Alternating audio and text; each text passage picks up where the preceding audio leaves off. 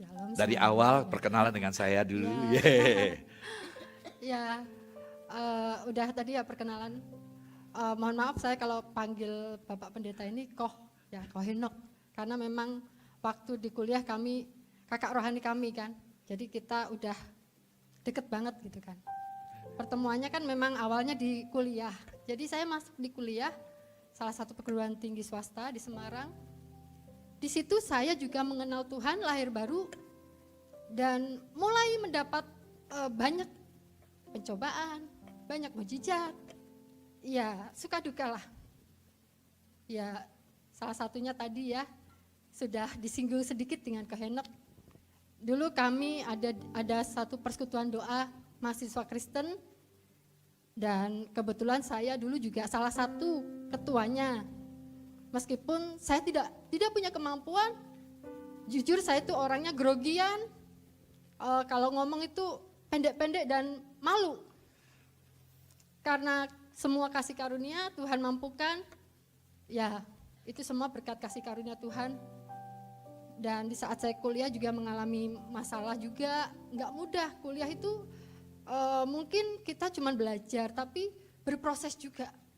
Ya, ujian, harus belajar, apalagi kalau sudah tahap akhir, ya tesis atau apa namanya kalau skripsi gitu ya. Saya punya dosen pembimbing itu killer. Dan mungkin kakak-kakak kok saya bilang, udahlah pindah aja deh dosanya. Gak usah pakai dosen itu, kamu bayar ulang. Dan jangan sampai dosen itu, karena hampir semua teman-teman saya tuh gak lulus. Kalau lulus pun dikasih nilai yang minim banget, dia gak pernah ngasih nilai yang baik. Saya tuh jujur takut, khawatir, campur aduk. Kalau saya harus bayar ulang, kasihan orang tua saya. Saya memberanikan diri, saya melangkah dengan iman. Apa yang terjadi? Saya ketakutan. Saya takut melihat dia, bertemu langsung saya merinding. Ya Tuhan pakai ketakutan saya ini untuk dosen itu melihat. Kamu kenapa? Saya takut Pak. Kenapa takut? Karena Bapak killer, saya polos. Bapak killer, saya takut. Sini. Kamu tuh kok lucu. Lalu saya dibimbing, saya ke ruangannya, malah dikasih makanan, dipersilahkan untuk mengambil buku-buku, terserah kamu mau apa referensi ini, ambil semua. Bahkan dianterin pulang ke rumah. Itu yang gak pernah dia lakukan, itu semua kasih karunia Tuhan. Dan berita baiknya saya lulus. Yang kakak kos saya tuh nggak pernah nyangka, kok bisa? Saya bisa karena Tuhan. Amin. Ya. Lalu saya singkat cerita aja ya. Setelah lulus kuliah, saya tetap berproses. Tuhan tetap izinkan masalah itu terjadi. Sempat jantung saya berhenti. Saya bilang, Tuhan, kalau Tuhan mau panggil saya siap. No, belum waktunya. Lalu saya dihidupkan lagi, jantung saya berdenyut lagi. Saya juga sempat sakit ginjal. Yang kata dokter, kamu gak boleh makan jeroan. Kebetulan saat itu saya lagi melayani, karena saya sudah dimuridkan, jadi saya memuridkan. Saya puasa waktu itu sekitar 29 jam, karena lupa, keasikan melayani. Terus saya nitip nasi goreng. Saya titip ya nasi goreng buat buka puasa. Teman saya lupa, dikasihlah nasi goreng ati ampela. Padahal kan gak boleh kalau ginjal. Itu pasti saya kambuh dan guling-gulingan. Di saat itu saya makan, saya berdoa dengan iman, Tuhan sudah gak ada warung lagi yang buka. Saya mau buka puasa jam 11-an lah kalau gak salah. Saya beriman, saya makan, 5 menit, 10 menit saya tunggu kok gak ada reaksi. Dari situ saya sembuh. Amin. Saya mau makan ati ampela sebanyak apapun saya sembuh. Cuman jangan mencobai Tuhan. Kita harus menjaga pola makan kita, pola hidup kita supaya kita sehat. Lalu setelah itu saya sudah berumur nih. Sudah berumur. 29. Ya, 29 udah mau 30 lah, saya bilang, Tuhan, saya udah pacaran berkali-kali tapi gagal. Terus ada lagi nih satu pacaran dengan anak Tuhan, pelayan Tuhan. Gak ada cacatnya kalau saya bilang. Tuhan minta putus. Ya udah saya putus, saya ngikut kata Tuhan. Sampai akhirnya saya udah putus asa. Lalu tiba-tiba Tuhan kasih saya penyakit. Penyakit hipertiroid. Hipertiroid itu ya kita ya ada sih beberapa gejala yang mana saya banyak makan terus gemeteran. Kebetulan mata saya sampai keluar bola matanya. Dan yang paling menyedihkan lagi badan saya jadi kurus mendadak. Jadi tinggal kulit dan tulang. Setiap pagi kalau saya buka mata saya di sini semua, di putih-putihnya itu udah darah. Setiap pagi. Tapi saya nggak pernah mengeluh sama Tuhan. Saya percaya Tuhan punya rencana yang indah. Kalau saya mengalami posisi itu mungkin ya, Tuhan janganlah Tuhan. Tapi Tuhan mau kita naik level. Yes. Ya, jadi kita harus melalui prosesnya, jalani. Setiap 5 menit saya harus tetes air mata buatan. Teman-teman semua ngeledek, saya kemanapun saya diledek, Mbak, jangan jadi penari Bali di sini. Karena bola mata saya kan keluar. Jujur saya sih, ya kalau dibilang sakit hati, sakit hatinya. Tapi saya bilang, Tuhan, saya nggak mau dengarkan kata-kata mereka. Saya mau fokus pandang Tuhan. Di situ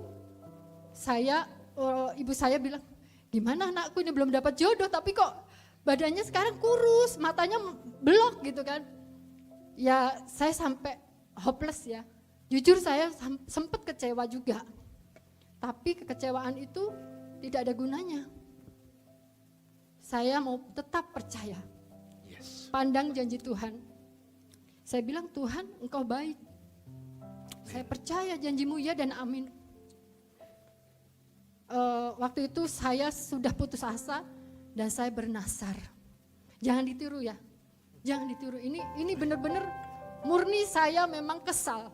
Saya bernasar, Tuhan, jika tanggal ini, bulan ini, dan tahun ini saya tidak dapat jodoh, saya melajang. Doa yang edan mungkin teman saya bilang gitu, kamu tuh itu doa yang gak bagus gitu. Terus kalau gak kejadian gimana? Ya Tuhan gak sayang lah sama aku. Aku sudah melayani Tuhan. Aku sudah lepaskan apa yang aku punya. Aku sudah lepaskan semua keinginan, kesukaan saya. Keinginan daging saya udah lepaskan untuk ikut Tuhan, melayani Tuhan. Sampai suatu ketika Tuhan jawab doa saya diperhadapkan dengan 2 orang yang serius.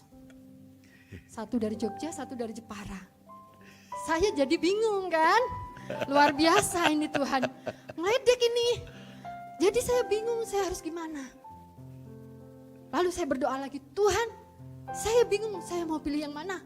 Dua-duanya baik, dua-duanya anak Tuhan. Lalu saya dapat hikmat, biar Tuhan aja yang milih. Saya doa, Tuhan aja yang milih. Yang mana Tuhan pilih saya mau. Karena dalam hati kecil saya, kalau ada apa-apa kan ada garansi. Kan Tuhan yang milih. Setiap saya ada masalah, saya minta garansi, Tuhan ini pilihan Tuhan. Kenapa dia sakiti saya? Enak kan? Jadi minta garansinya sama Tuhan. Di situ belum berhenti pencobaan yang saya alami. Saya menikah dengan dia, tidak punya biaya. Jujur gak punya dana. Saya menangis, Tuhan, bagaimana? Saya minta sederhana aja lah kita nikah. Sederhana dengan keluarga inti aja. Tapi suami saya, janganlah, teman-temanku banyak. Dan keluarga juga minta untuk dipestakan. Ya, saya berdoa lagi sama Tuhan. Tuhan bagaimana ini? Udah dikasih jodoh tapi ini gimana nikahannya? Bahkan saya pun sempat beli cincin yang harga 50.000. Saya kasih nama, inisial. Nih kita nikah pakai cincin ini. Karena tidak ada dana. Tapi Tuhan buka jalan. Asal kamu tidak berhutang. Okta, kamu percaya. Jangan mengandalkan manusia. Jika kamu mengandalkan aku akan buka jalan. Jujur saya pesan sama suami, jangan berhutang. Akhirnya saya taat. Tuhan terus bagaimana ini nanti prosesinya bagaimana? Nikahmu tanggal sekian bulan ini, Dan tahun ini. Ditambah lagi yang bikin saya nggak masuk akal, yang mengurapi 7 pendeta. Ini kan di luar nalar gitu kan. Waduh, 7 pendeta dari mana? Orang uang aja nggak ada, gimana nanti? Saya sharing ini loh, saya dapat doa. Ya jangankan 7 pendeta, 12 pun tak aku bisa. Tuh teman-temanku banyak yang pendeta. Jangan. Pendeta ini yang dipilih Tuhan untuk mengurapi kamu. Ya puji Tuhan, singkat cerita, kami sudah menikah. Meskipun sebelumnya tuh saya sudah ngobrol ke suami. Kalau saya itu, kata dokter nggak bisa punya anak. Saya mandul. Ya dibilang kalau punya anak itu kerdil. Karena efek dari penyakit hipertiroid. Kalau kamu punya anak cacat atau kerdil. Ya dia oke lah nggak apa-apa. Saya mau sama kamu. Bukan karena baik-baiknya kamu. Dari situ saya mengimani, oke Tuhan saya jalanin. Semua pernikahan kita berjalan dengan lancar, tanpa berhutang. Semuanya satu persatu dilunasin. Dan puji Tuhan, luar biasa mujizat Tuhan. Hampir 800-an lebih ya yang datang. Dan itu pun makanannya yang panitia bilang, ini benar-benar mujizat seperti di perkawinan di Kana. Makanannya tuh banyak sekali melimpah. Bahkan kami panitia bisa berbungkus semua. Wow, puji Tuhan. Jadi semua karena kasih karunia Tuhan. Setelah kami menikah, kami nggak berpikiran untuk punya anak atau apa. Karena itu memang sudah kesepakatan dari awal. Tiba-tiba waktu di Jakarta, saya tengah malam bermimpi. Nggak tahu bermimpi atau penglihatan karena itu saya tidur kan. Tengah malam jam 12-an saya bermimpi ada pedang panjang bercahaya, kilaunya tuh silau banget. Tengah-tengah pedang itu ada Alfa Omega, lambang Alfa Omega. Tiba-tiba ditunjukin ke perut saya, anakku aku mengasihimu. Lah saya kaget, bangun. Saya bangun nangis.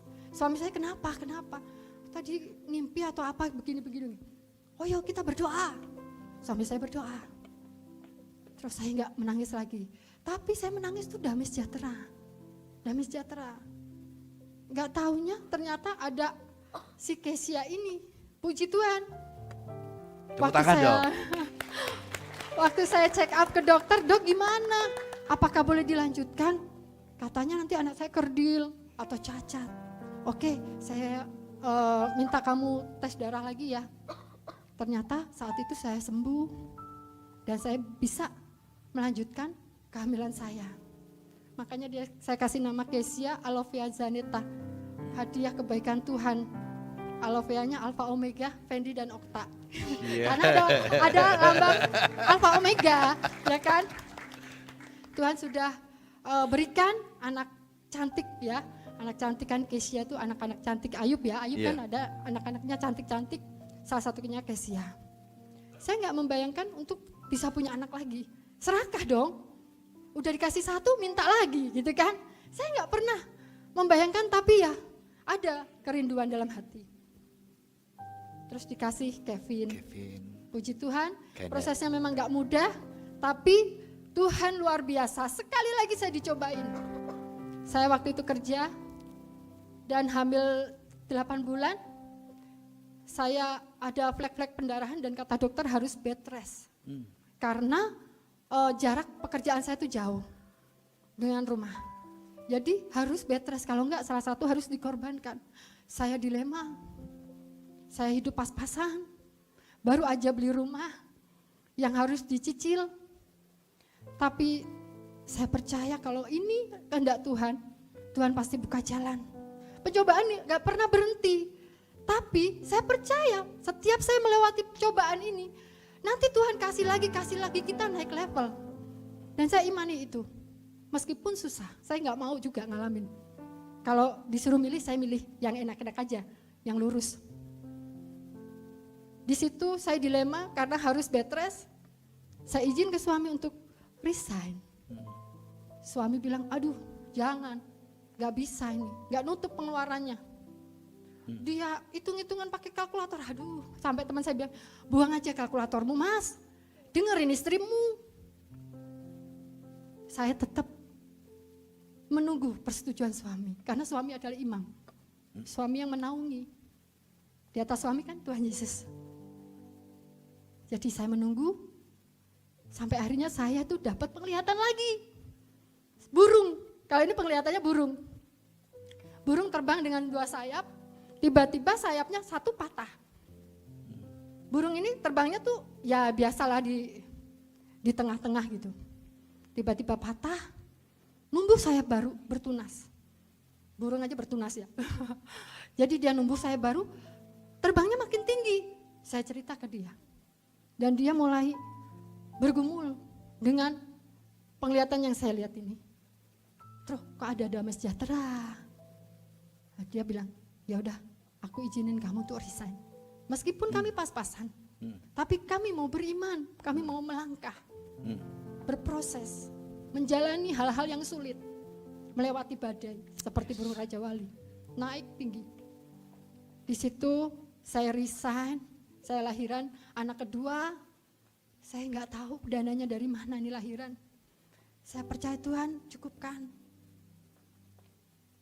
Tuhan kasih jawaban doa, saya dapat berkat, tiba-tiba dapat berkat. Dan suami saya naik jabatan, gaji saya yang hilang bisa ditambahkan ke suami saya bahkan lebih besar. Mungkin kalau orang-orang melihat saya, kok kamu enak ya hidupnya. Kamu gak pernah tahu gimana rasanya. Yang aku alami itu gak mudah. Butuh banget Tuhan. Saya gak ada apa-apanya kalau tanpa Tuhan. Saya gak kuat, saya pasti jatuh berkali-kali, saya nangis berkali-kali.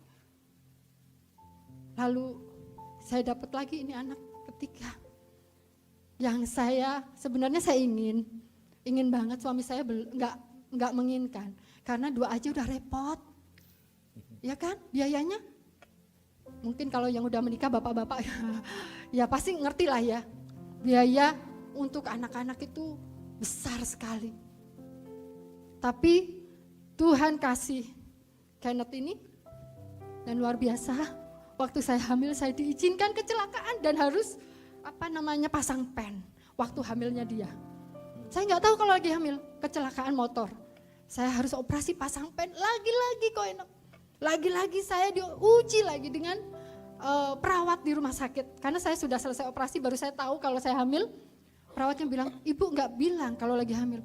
Ya mana saya tahu kalau saya hamil. Ya kan? Saya nggak pernah tahu.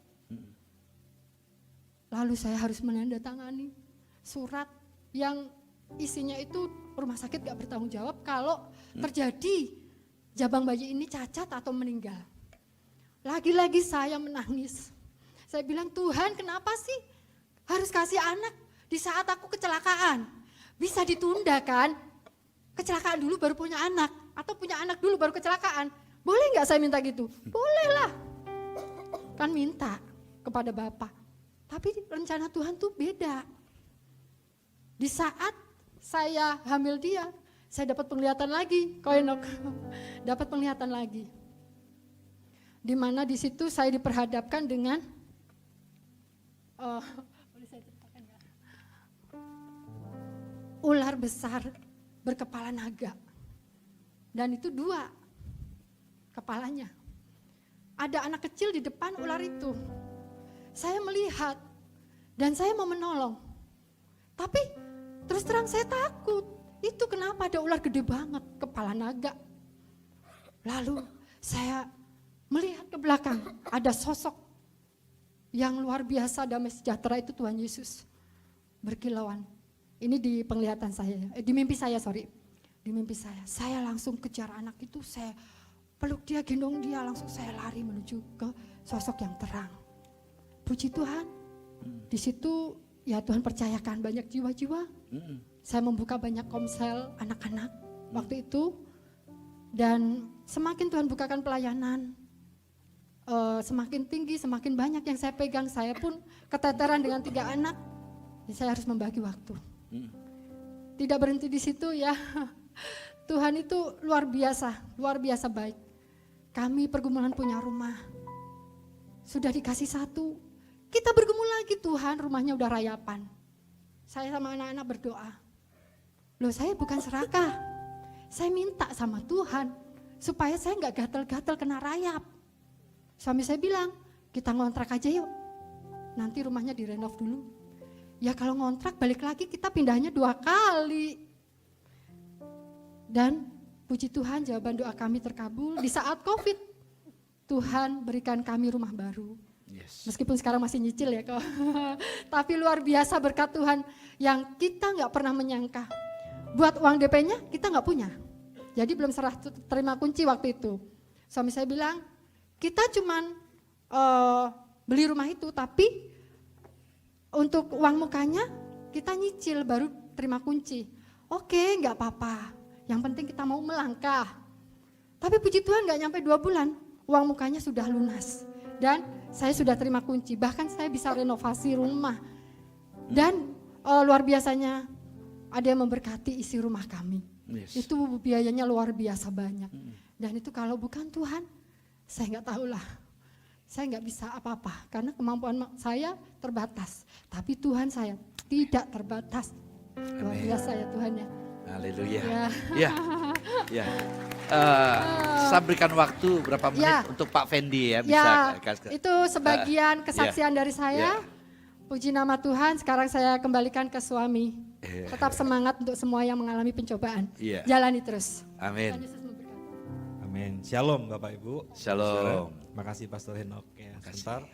Jadi saya sebenarnya lahir juga dari GBT di Jepara, jadi sudah cukup tahu beliau ya. Tetapi saya percaya tidak kebetulan Tuhan ketemukan saya dengan istri, ya kan, sehingga ternyata baru setelah menikah baru cerita kalau ternyata Pastor Henok adalah pembinanya kakak rohaninya ya kan. Jadi saya menambahkan sedikit, ini memang bukan kali pertama saya ke GBT Cluster, tapi waktu itu saya masih kecil sekali, kurang lebih waktu itu di SMP ada retreat karena Pastor Henok sering melayani youth untuk seluruh GBT. Ya puji Tuhan, Bapak Ibu tahu istri saya S2, jadi S1-nya itu akuntansi, kemudian S2-nya marketing management. Saya S3. SD, SMP, SMA. Ya, jadi memang agak jauh jegleknya, apalagi dia dari keluarga darah biru, saya betul-betul darah merah. Karena keturunan, mungkin pernah tahu Kiai Tunggul Wulung adalah penyebar Injil kekristenan di tanah Jawa. Dari Pati, Lasem, Rembang sampai di Semarang. Dan saya mulai dari nol untuk terus belajar, tapi ini bukan mengecilkan supaya teman-teman yang masih terus sekolah, kalau masih bisa perjuangkan dengan sebaik-baiknya. Karena saya nggak bisa, jadi saya harus terus mengikuti belajar ya kan. Kemudian yang paling utama di Amsal 10, takut akan Tuhan. Kalau dapat hikmat. Dari saya gaji 500.000 di Jepara sampai akhirnya saya nikah dengan dia, memang betul dia ceritakan, tapi memang tadi saya tambahkan dikit ya. Jadi jangan khawatir kalau wajah pas-pasan seperti saya ya kan, bisa dapat yang cantik gitu ya. Jadi jangan khawatir yang cowok-cowok ya, jadi yang penting berjuang, tulus ya kan, punya iman, dapatnya luar biasa ya kan. Lihat anak-anak kami juga luar biasa. Dan saya mengalami dari nol, sehingga begitu dihadapkan dengan dia menikah anak satu yang pertama, kami tinggal di Ambarawa Banyu Biru, kami selalu berbagi waktu kan, saya di Jepara, istri saya di Jakarta, tapi Tuhan izinkan akhirnya kita bersatu di kos-kosan sekitar 1 petak itu di Sunter itu kurang lebih 3x3 ya. Tapi puji Tuhan di pernikahan 2010 kami, 2011-2012 kami diizinkan punya rumah ya kan. Nah, setelah itu saya mulai terus berjuang di perusahaan PMA karena PMA sebagian ada modal asing dari Taiwan, dan setelah itu saya berjuang dan naik level dari manajer ya kan, terus meningkat sampai akhirnya saya sekarang jadi direktur bisnis di internasional. Jadi saya dibawa Tuhan sampai ke luar negeri, dibawa Tuhan sampai ke US, paling jauh saat ini US. Besok lagi di September saya ke US lagi untuk meeting dengan para CEO. Saya berharap teman-teman di sini juga jangan pernah turunkan kalian punya mimpi setinggi langit. Amen. Taruh itu, berdoa, lakukan seperti apa sampaikan Pastor Henok, karena kami juga mengikuti apa kata-kata pastor kami. Jadi begitu kami ikutin, iman itu buahi. Ikutin ya kan, jadi supaya nanti kita semua diberkati. Saya percaya Ulangan 28 ya kan semuanya. Ya kan, Tuhan akan angkat kita menjadi kepala dan bukan ekor. Yes. Ya, sampai saya sekarang punya kantor juga di Semarang, karena memang aktivitas kami juga sering kali ke Semarang dan berharapnya kami juga buka cabang ke luar negeri. Ya, mimpi yang setinggi langit dan terus doakan, terus perjuangkan. Saya percaya bersama dengan Tuhan gak ada yang mustahil karena kami sudah mengalaminya. Puji Tuhan. Amin. Silakan Mas Ren. Makasih Pak